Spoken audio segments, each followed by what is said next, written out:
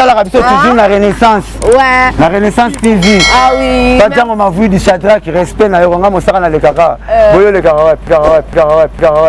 Ouais. Na Renaissance TV. Ah oui. Patango ma vu du Shadrach respect na tala kabisa toujours na Renaissance. Merci Nabino pour la fidélité Nabino depuis début Ambola Oyo Boza ba fidèles téléspectateurs ya zopé sana mwana mboka Samba Olonga à travers émission Debout Congolais Boza et belé de partout ya ko réagir na émission Oyo Memela Rabino Basango à travers décryptage analyse pe observation et actualité congolaise ndenge to mesana ko sala mona lokoto ya lingala po ba imboka nyonso ba comprendre na monoko oya bango ba botama nango.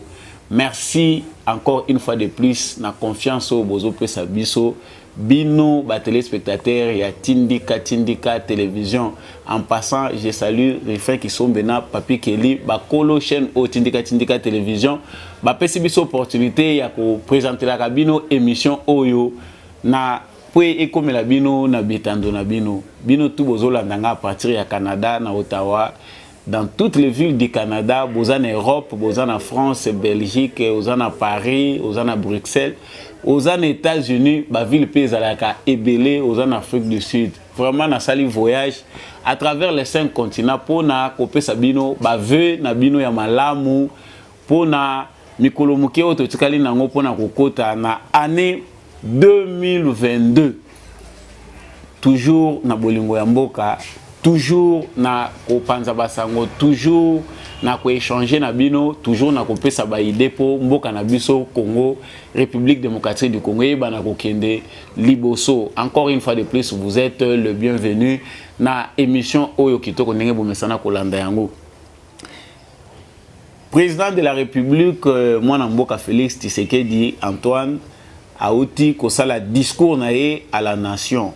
Vraiment le discours tant entendu ndenge tradition congolaise ezo senga yango nanzela la constitution na biso que chaque fois le président de la République a kolekaka mbala moko na mbula na suka mbula pona ko présenter ka discours na na nation ezali congrès réuni chambre haute na chambre basse bazali ba représenter à peuple congolais yango wana président de la République par tradition lokola na momesano alekaki wana na palais du peuple pona couper sa discours na la nation auto bengi état de la nation aibisa batumboka ezalaki ndenge nini pendant année oyo mobimba makambo nini ya bongisaki ba difficulté nini nation ekutanaki nango ba perspective ya avenir ezalaki nini yango nde tina ya discours oyo ya état de la nation et tout moni peut bien auti vraiment ko honorer engagement wana ya kosalango auti ko réaliser discours na ye à brosser ba grande ligne et puis na ba détail nyons so convaincant politique ya mboka économie justice sociale sécurité diplomatie makambo ezaki mingi ya koloba mais tout le monde peut kobosana ke ba commentaire ezanga kate alobeli makambo ebele auto komeka kolobela ba grande ligne tout au long ya émission oyo en donnant tous les commentaires possibles. Est-ce que le discours wana est satisfaire ba Congolais? Battante ezanini discours ya président de la République et meminini et loko nini Congolais ko ikozela ya malonga Congo ezokende wapi tout au long ya émission au spécial ezali kaka dédié na décryptage ya discours ya mokonzi ya mboka. Vraiment mwana mboka Samba Olonga akomeka ko partager na bino oyo tomeki ko analyser na fond ya discours ya président de la République na selwe bino nyonso bozolandanga à partir ya Lubumbashi na Beni pe na Butembo pe na souhaiter bino les bienvenus na kati ya émission oyo ndenge na utayi koloba awa pona bato balandi pe bakolandaka lisusu na ba réseau kende président de la République a utaki ko sala entrée na ye traditionnel peu spectaculaire na palais du peuple où ils allaient siège au parlement congolais pour na couper sa discours na ye vraiment il a été ovationné na koya na ye ba tunyon so bolandi bilili bokomona que vraiment la majorité ya ba député bazalaki vraiment na esengo ya koyamba ye parce que il a une majorité oyo ezali résultat ya union sacrée de la nation. Na ba grande ligne Oyo, président de la République à Lobeli, nous avons choisi de parler dans un sujet où ils sont brillants. Les sujets qui fâchent, c'est-à-dire les social des Congolais, la justice, la diplomatie, la sécurité, ils allaient parmi les sujets Oyo et dominé fin de l'année Oyo. La question mingi ba Congolais baza komituna Oyo et sali à la une actualité na biso, ils allaient ba sujet où ils allaient kota la social ya ba Congolais. Ministre de l'économie à Kosibiso, makambo Oyo, ils allaient kota la justice, Kamera Bimi, justice na mboka eza malamu te. Makambo eza kota la sécurité, oh to sangani na ba Ougandais, ils allaient complot.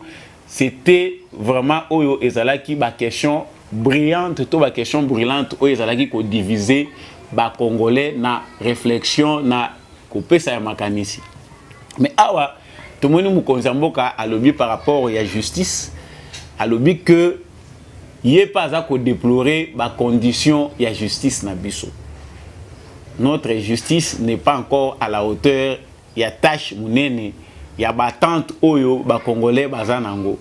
Yépé na kolobanaye, s'il faut prendre ces grandes lignes à déplorer, ba makambo ebele justice ezali ko sala par rapport ya ba justiciable à condamner pe ndenge nini parce que wana sala kango tout au long de cette année il n'a fait aussi que condamner comme tout citoyen l'enterre ezali na justice na biso baza ko kanga batu membongo emona na kati. Donc justice congolaise eza na ndenge nango de GC mesana l'enterre eza trop baza na corruption eza na kati et tout ce qui va de ça. Le président de la République a aussi déploré toutes ces conditions là, mais tout en donnant les pistes de solutions, c'est-à-dire la réforme minene ezali envisagée. Mais la réforme wane ko sale maté sans l'aide du Parlement où ezali ba représenter un peuple congolais.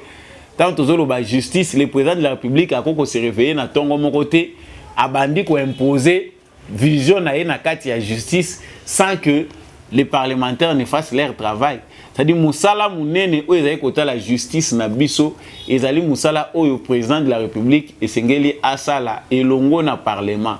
C'est-à-dire ceux qui vont partager na vision moko, ba réforme wana mingi et que vous allez examiner, peut proposer. Gouvernement pas qu'on peut sa mécanisme na parlement peut ba étudier en gros et puis ba ancrage politique nango peut ba proposer. Et non seulement le problème de la justice, tout au long il y a un discours, il y a président de la République par rapport il y a social, il y a Congolais. Parce que eux, ils ont des questions phares. Ceux qui n'ont pas ceux qui battent mususu bazala qui wana balinga batu na bampio deza wapi ba mususu balinga ki batu na ye biloko mati batu na batu bazana mituna na bango ebele. Bon, ce qui est vrai c'est que les discours il y a président de la République abimisi oyo ezali ba réalisation gouvernement alobi pe oyo ezali ba limite ya gouvernement suite ya ba insuffisance na ba limite ya économie congolaise batante ya ba congolais eza mingi jusqu'à tel point qu'il y a ta basali eloko ezobima lokola basali eloko te parce que dans toutes les provinces de la République démocratique du Congo au manque d'eau potable baza kozanga courant. Ça dit que tout ça l'évaluation na ba 26 provinces oyo ba kabola wana ndenge ba welela ko kabola ngo balongola ngo 11 pona ko komisa ngo 26. Ce qui est dur ezali que à ta province mon côté ezali na autosuffisance ya mai ya niveau atteint à 60%. Chose gravissime ezali que même na Kinshasa batu bazoli la mai Kinshasa ezana ba coin mususu kapa Kinshasa to lo ba eza ngobila te o azo ateli biso ba jet de lumière na butu bakangi photo na boulevard du 30 juin na boulevard Lumumba omoni Kinshasa ezongala mais Kinshasa to zo lo ba eza Kinshasa zo ngo na mobimba nango siko kende na ba commune oyo ba grandes artères ba route nationale elekate omona Kinshasa wana ndenge ezali. C'est-à-dire vous trouvez que bato bazo toka mai ba omela mai ya mabulu na Kinshasa bazo tambola ba distance pour aller chercher l'eau ba musu ba omela mai ya ba source ezali na ba conditions hygiéniques ya malonga te. C'est parmi les préoccupations des Congolais. C'est-à-dire point wana tu évoquer pour dire que toutes les provinces de la République démocratique du Congo souffrent d'un problème ya mai na courant. Président Pierre Lobeliango. Mais le problème, c'est que les solutions qui peuvent être envisagées, dans ma cas, il y a le gouvernement congolais, il y a moyen où l'État congolais et qu'on quitte, qu'on suffire, qu'on résoudre au même moment ba province union ce problème à mai na courant wana bato bazolinga ba faire croire na ba congolais ndenge wana qui y avait on nous pouvait avoir un magicien ou alingakaya dans 3 ans à saleli congolais à pesi congolais mai à pesi congolais courant oyo bazangaki pendant 18 ans ça c'est faux. Mais le président de la République a essayé de brosser à l'obéli la réalisation surtout dans Kinshasa en termes de Maï, de Mbujimaï et ailleurs. Ils ont dans le cadre social. Ici, je ne peux pas rappeler ma grande ligne pour parler de Kinshasa, Lemba Imboa, Oezali, Bambinza, il a parlé de Makambouya Bamaï. Tout ce qu'il y a comme réalisation, Makambo Etali électricité, il en a brossé les tableaux. Même dans la province, la grande ville, comment on est en train de chercher à améliorer les conditions d'accès à l'électricité na ya mai. Ça, il en a parlé. Mais loko, ils ont coupé sa cocoso na social à Congolais, que les gens parlent que biloko, bemati, prix à biloko, ils ont dengue zalakité, social à la kakibiso ezate. Les changements et ça toujours difficile au début, compliqué au milieu là, mais à la fin, ça finit par être bon pour tout le monde. Parce que ils ont état d'esprit, ils ont une nature nango, opérateur économique. Parce que ici les Congolais ne peuvent pas voir, les Congolais bazomona te que obstacle monene ya changement ça Congolais bango moko. Bato bazo combattre le changement au Tshisekedi dazo linga a imposé na Congo, c'est les Congolais eux-mêmes. L'obstacle numéro 1, l'ennemi numéro 1 du changement na Congo, même si ça le Congolais bazolela banani bazo matsabiloko, ce sont les Congolais, ce sont les Kabylistes réunis bazo ça la sabotage de l'économie congolaise, bazo créer ba dysfonctionnement na niveau régulier ya ndenge nini basala la activité économique na bango pour engendrer une crise, une flambée ya ba produits ya bien première nécessité pour écouer na kati na mutu ya Félix Tshisekedi. Je l'ai dit dans les éléments, les cas qui ont président mentionné, il y a certaines réalités qui sont d'ordre politique. Mais Félix Tshisekedi, comme Moutou a prêté serment, Azan a droit, il y a quoi arrêter l'hémorragie, Azan a droit, il y a quoi saluer Sengeli à salle. C'est-à-dire, ceux qui battent nous l'été, ceux qui battent nous sous bazo de la balia, bazo de la biloko ekita, ceux qui n'ont pas moli en côté, la qui cité que le président a social et l'autre mon côté. Ça, c'est faux. Il y a des gens qui bénéficient déjà du bienfait, il y a pouvoir, il y a Félix Tshisekedi. Les changements, il y a par palier, Ndengazolo Belango, bateau va bénéficier dans la route, où ils ont quitté. Le Congo profond est en train de renaître. La province est belée, ils ont pour bénéficier dans la route, où ils allaient en construction, pour relier la province. Il y a des ponts qu'on est en train d'ériger. Na ba province ebele oyo batu baza na bango bazolona na bango, mais pour quitter na ba bien na bango pour que na ba province mususu nzela ya kokati sezate nzela ya kolekela nango ezate. Ce sont des besoins nyonso wana pezo kota na kati ya social ya congolais. Si toutes ces routes là sont aménagées, si on relie les provinces, ceux qui ba aménager ba bongisi ba route ya ba dessert agricole, ce sont des choses qui vont amener que to kota en abondance. Il y a bien première nécessité et qu'on faciliter connexion à la province et production y a bien à niveau local. Et ça va m'accompagner belé où il a mis à niveau du discours du président. Donc les social des Congolais, ils ont et comment il faut s'obtenir dans la patience. Ce qui est en train d'être fait, Moussoussou et Zali Makambo, ils ont la réalité, ils ont un peu retardant. Même le président lui-même déplore les conditions lourdeurs. Retard dans le cadre d'exécution, il y a certains projets. Ils sont malades, il y a des Congolais. Quand le président parle, les alliés malades, il y a des Congolais. Tant le fait qu'il y a une contre la corruption est retardé, peut même vitesse, il y a ça, il y a Batu Moussala. Batu Bamesana, Basala Moussala, na vitesse, moko ya rapide, Bazo yi Bambongo, Moutazo contrôler Bangote. Mais la lutte aussi contre la corruption, Moussala au PIG, Fazo Sala. Et retarder batu mususu ba komi ko sala musala na négligence parce que ma dousu o bango ba lela ka bambongo na bango ezo za la boucher. Hein? La plupart des d'entreprises privées na public culture ya batu eza déjà que so bozo sala projet moko public bozo sala grand travaux bon il faut bune pe botonga ka ba immeuble à côté mais suivi o ba komi ko landela bango ezo pe ça passe. Voilà aussi l'une des raisons où ils ont handicapé Moussala. Mais ça, le président Azam côté on chasse les gens. Même ceux qui balongoli batou, chaque fois on commence à chasser les gens pour les remplacer par les autres. Le mal est congolais, le mal est profond, l'homme congolais est malade.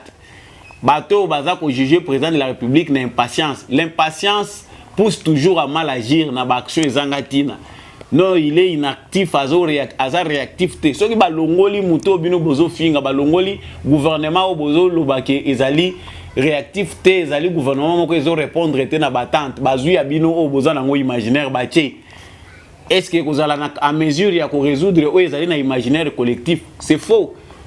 Les hommes providentiels là n'existent pas. Acceptons tout ce que bisognon so ba congolais toza maladie. Ceux qui se considérer maladie au bisognon so toza nango ya kimoyibi. Il y a mes gestions. Voilà, par là, les solutions peuvent passer. Mais penser que le président de la République, non. Tu as vu que le discours au président de la République a sali, que ce soit sur le plan judiciaire, tu as défaillance et état de droit sur le plan judiciaire. Tu as que justice, il y a Congo, ils ont répondre à la attente. Je l'ai dit dans plusieurs émissions, tu as pour réagir, pour dire qu'il ne faut pas parler de ces dossiers-là, tu as déçu. Oui. Effectivement, nous devons être déçus. Le mal, ce n'est pas le président de la République, c'est la réalité du Congo. Et on va s'habituer, mais ça n'a quoi appuyer justice, mais ça n'a quoi prendre. Quand les gens s'indignent, quand les gens réclament, c'est ça la démocratie. Quand les gens participent au débat, c'est ça la démocratie. Et quand on change par rapport à la pression, c'est aussi ça la démocratie. Ndenge Batubaza contenté pour la majorité et la libération à Vital Kamerhe. Si la justice trouve qu'il faut réellement écouter ce que les Congolais disent et puis revoir autrement ces dossiers pour essayer d'améliorer la qualité du travail que fait notre justice. C'est aussi ça la démocratie et l'état de droit. Ezana Makambu Ebele, président de la République à Lobeli, il a parlé aussi de la diplomatie. À côté Congo, il y a Ndengenine. Parce que les gens parlent d'un président Moko Bazo Bengaye Balobi Aza président. Pour certains, Bazo surnommé, il voyage beaucoup, pigeon voyageur, à quel sous à quel Kosalanine. Mais le chef de l'État a trouvé un pays enterré. Un pays où le monde est sous-souté. Qu'est-ce qui se passe administrativement au Congo? Les pays fonctionnaient comment? Ça, les Congolais n'en savent pas. Mais Félix Tshisekedi est une valeur ajoutée pour l'identité congolaise. Ceux qui battent la franchise, il y a qu'on reconnaître Rango.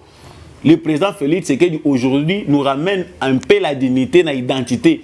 Et comment qui sonne, surtout bateau baza 50% congolais, 50% nationalité mobile. Azo préféré qu'on batte à Manasima, il y a nationalité Moussous. Non, je suis camerounais et ma mère est congolaise, je suis 50-50 et je suis camerounaise.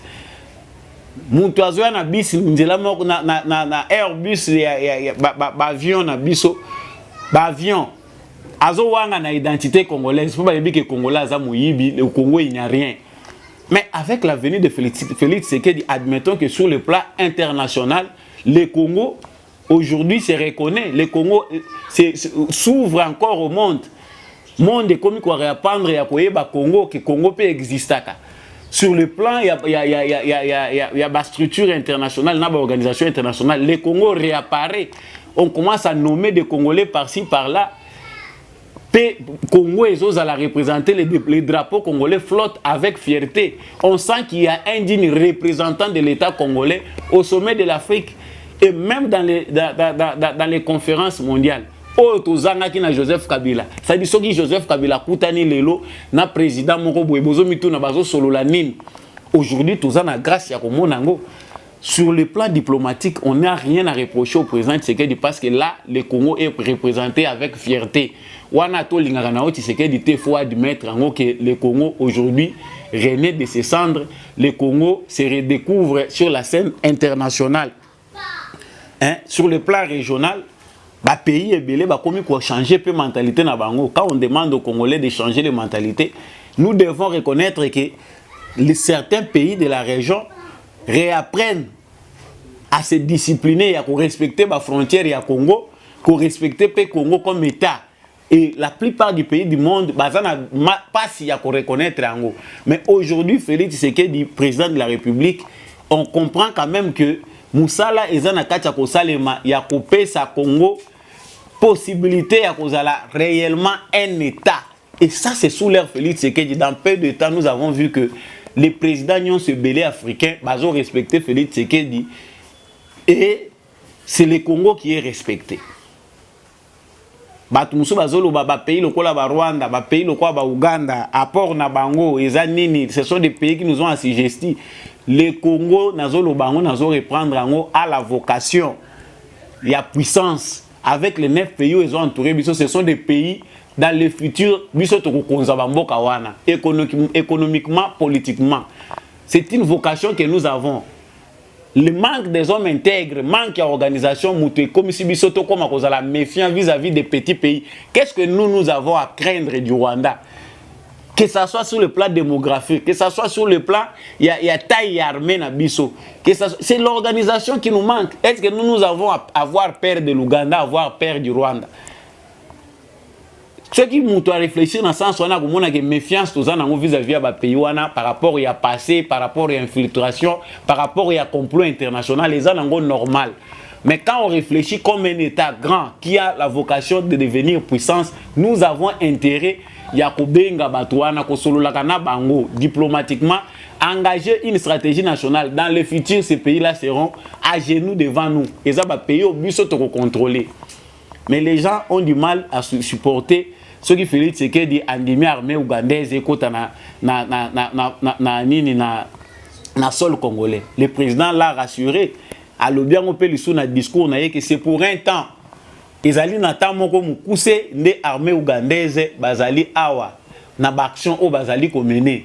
Ce n'est pas quelqu'un qui mène des actions insensées à côté à Ouganda baya pour baya quoi siéger bavanda. Tout le monde connaît que dans l'histoire l'Ouganda et le Rwanda se sont affrontés na sol na biso. Ça existe. Ba contentieux wane ezali ba antécédent wane ezali. Mais quand on veut résoudre, on veut sauver les vies à Batou, on réfléchit autrement. Quand on a une stratégie, on peut gagner une bataille en se faisant idiot pour un temps. Pour savoir trouver sa place. Non, mais dans peu de temps, on a engagé collaboration à Ouganda. Beaucoup de choses se font voir.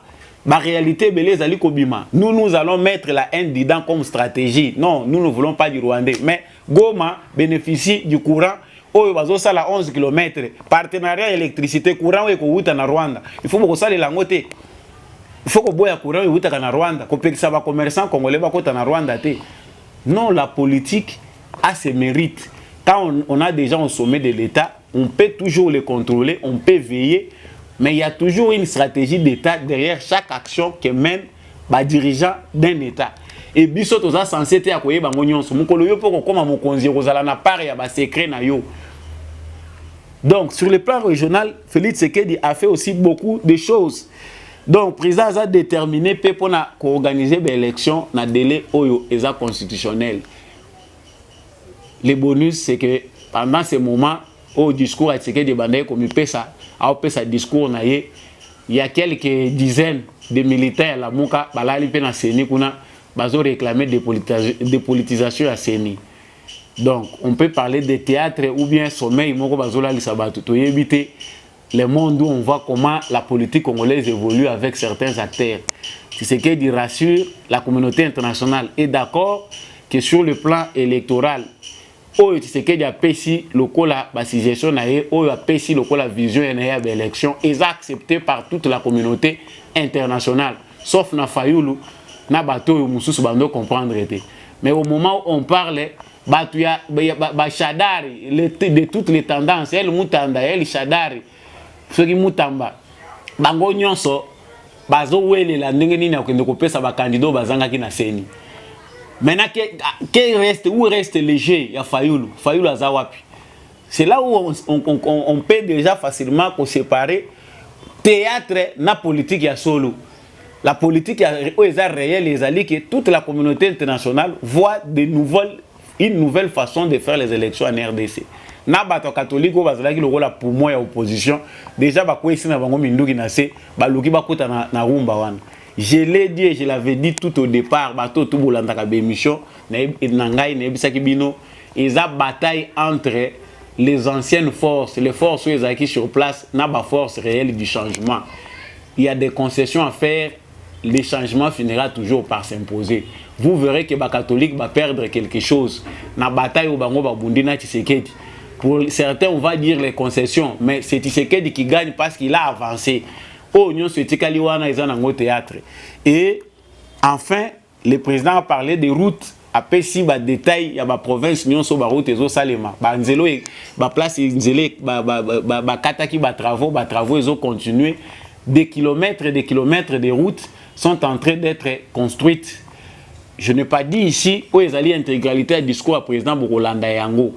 Mais je réponds ici pour dire que Batante, ils allaient ébélé. L'analyse que nous faisons, il y a gestion, il y a pouvoir à Félix, c'est qu'ils allaient que Bafaï, ils allaient ébélé. Bafaï, ils allaient lié à la nature, il y a Congolais à l'élo. Bafaï, ils allaient lié à la culture, ma Congolais, il y a mauvaise gestion. Alors, on peut condamner l'un pour appuyer l'autre, mais tout Congolais est malade. Et pour ça, il faut une thérapeutique. Pour ça, on évolue, on apprend à changer nos mentalités, on apprend à faire de la nouvelle manière. Congolais, on comprendre qu'est-ce que nous pouvons faire, nous, Congolais, pour tout avancer. Au lieu de parce que pour certains, c'est une occasion de faire les polémiques. Je sais que Batubele va faire la commentaire et belé dans le discours du président. Les uns vont peut-être ajouter de l'humour sur ça pour s'en moquer. Parce que le a ajouté à ma promesse où ils sont irréalisables. Mais comprenons que jusqu'à la fin du mandat de Tshisekedi, tout ne sera pas fait pour les Congolais. Vu les fossés, les boules au et à Kouti et qu'on pas maté dans 5 ans. Ça, tout Congolais censé aller bien. Mais au moins, il avait la sincérité de le dire depuis le début du mandat que n'a coupé sa sourire na ba Congolais, mais tout ne sera pas fait dans 5 ans. Au moins, il a été franc. Depuis campagne, abandonné déjà qu'on bisango ba Congolais. Donc en 5 ans, oyo makamumine négosalema pour les Congolais qui s'attachent, les Congolais qui savent que Bozapé n'a pas de responsabilité. Vous avez le temps de voir ce qui est bien faisable au Salem Mabé, vous revendiquez et on avance. Le Congo ne recule pas. Ceux qui veulent faire croire dans Batouké, Congo est reculé, la situation est comme pire qu'avant. Ce sont Batoyo, Bazali, Kosala, apologie, il y a statu quo. Apologie à statu quo, ça dit, il y a les kabylistes, où Bazako s'imposer. Dans la mémoire, il y a certains faibles pour leurs frères croire que Félix Tshisekedi ne fait pas mieux qu'Abila qui faisait mieux. Biloko ezo mata, biloko ezo beba, boé, il y a tout. Si seulement les Congolais pouvaient comprendre que pour ceux qui veulent devenir chrétiens, pour ceux qui veulent devenir musulmans et les autres confessions religieuses, apprenez à craindre Dieu, apprenez à devenir sages. C'est-à-dire ceux qui osent aller à l'opposition, ça là un amour. Ceux qui peuvent aller critiquer, ça avec amour. Voilà, nous, ceux qui te comprennent, ma sens, on a tout risqué, le président de la République. C'est ce qu'il dit est un passager. Voilà ce qu'était un peu nos commentaires, notre analyse. Il y a discours au président Sali dans la nation. Nous savons que tout ne sera pas fait. Il y a des choses qui se font. Bilan, à couper sango na 5 ans. Nous verrons aussi un numéro spécial pour parler de toutes les réalisations faites pendant le régime de Félix Tshisekedi, dans 5 ans, qu'est-ce qu'il aura réalisé, qu'est-ce qu'il a donné aux Congolais et qui va rester aux Congolais. C'est aux Congolais de décider dans ce qu'on a réservé. Pour le reste, soutenir le président de la République, ils allaient kochaka ka banderole té, ils allaient kocha makelele té. Ils allaient opposer à malamu ya République, ils allaient kofinga batuté, ils allaient peut-être ko diabolisaka, ko kende ko inventer na biloko existe akaté. Tout doit se faire dans l'amour. Merci à vous d'avoir choisi ce numéro qui était essentiellement basé dans le discours à la nation. Il y a le président de la République, Ndenge na Momesano, ils allaient présenter na Samba Olonga. Merci à l'équipe technique qui a accompagné Kinga Yandeko, Chako, Nandeko, Mike et Binonyo Sope Bolandinga pour continuer à soutenir l'émission Oyo. Aimez, likez, partagez. Na voisin ceux qui n'ont alanda émission pour tout le monde obscurantisme na kati ya mito ya ba Congolais. Je vous dis bye.